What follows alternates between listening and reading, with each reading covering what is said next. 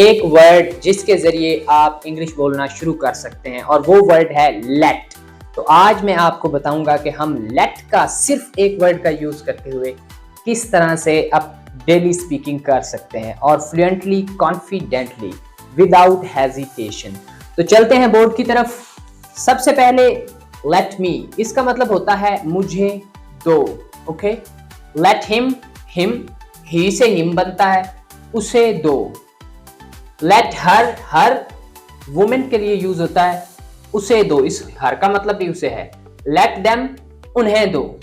جبکہ لیٹس اس کی ایک علیحدہ سے ماسٹری ہے، یہ ایک علیحدہ سے سیکرٹ ہے، ویڈیو کے اینڈ پہ آپ کو بتاؤں گا. دیکھیں ہمارے پاس سینٹینسز ہیں. اسے فیشن کرنے دو، ورڈ آ رہا ہے اسے دو. اوکے، فیشن گرلز کرتی ہیں تو اس لیے ہم اسے یہاں پہ ایز اے یعنی فیمیل کنسیڈر کریں گے. اسے فیشن کرنے دو، ہم کہیں گے let her do fashion. let her do fashion، اسے فیشن کرنے دو. اسی طرح اسے یہ خریدنے دو تو let him buy this.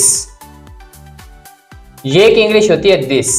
let him buy this، اسے یہ خریدنے دو. انہیں خوشیاں منانے دو. انہیں زیادہ کے لیے اس لیے ہم کہیں گے let them celebrate. let them celebrate. celebrate کا مطلب ہوتا ہے خوشیاں منانا.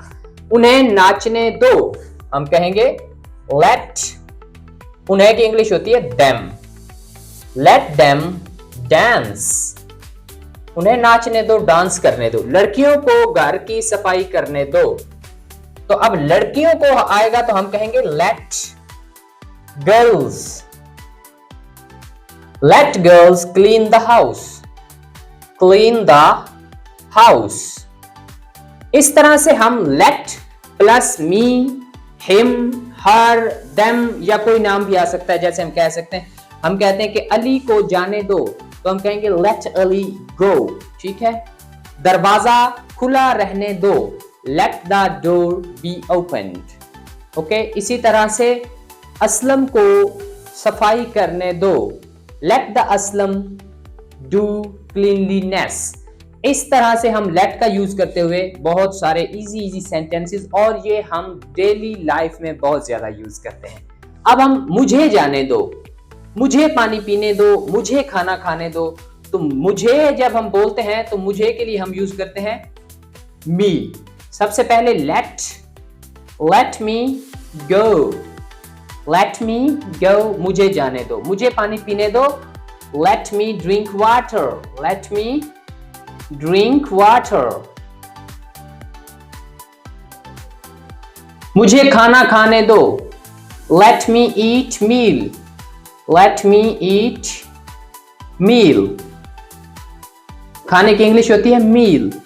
ناشتہ کرنے دو، let me have breakfast. Lunch کرنے دو، let me have lunch. Dinner کرنے دو، let me have dinner. Okay, چائے پینے دو، let me take tea. Okay, مجھے اس کی مدد کرنے دو، let me help. اسے کی انگلش ہوگی him. let me help him. مجھے پڑھنے دو، let me study. پڑھنے کی انگلش کیا ہوتی ہے؟ study. let me study. لیکن جب ہم let اور me کو ساتھ ملاتے ہیں تو ہم کہتے ہیں let me. let me. Okay, یعنی اس کو کنٹریکشنز کے اندر یہ ملا کے نیٹو جو لوگ بولتے ہیں وہ بولتے ہیں let me. تو ہم بولیں گے let me drink water. let me have breakfast. let me have dinner. let me take tea. let me do this. Okay, تو let me بولنا ہے. اوکے، اب چلتے ہیں آگے. چلو ریسٹورنٹ پہ چلیں. ان سب کے اندر اجازت کے لیے ہم نے یوز کیا ہے let plus him plus her plus them.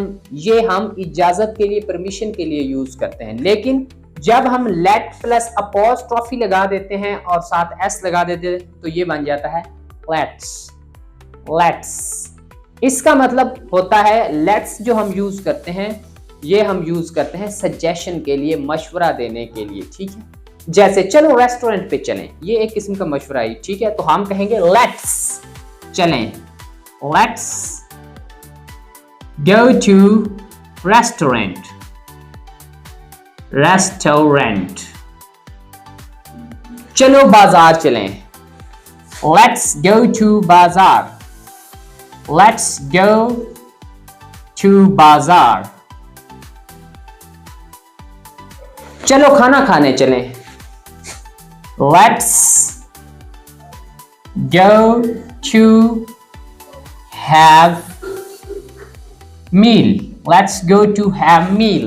चलो स्कूल चलें, let's go to school। चलो मस्जिद चलें, let's go to मस्जिद या मॉस्क, लेट्स गो टू मस्जिद या मॉस्क। इस तरह से हम लेट या लेट्स का यूज करते हुए लॉट ऑफ सेंटेंसेस जनरेट कर सकते हैं, स्पीक कर सकते हैं, and it is too easy. अभी बोलना शुरू करें, अभी बोलें let's learn English. Comment section में बल्कि लिखें लेट्स लर्न इंग्लिश।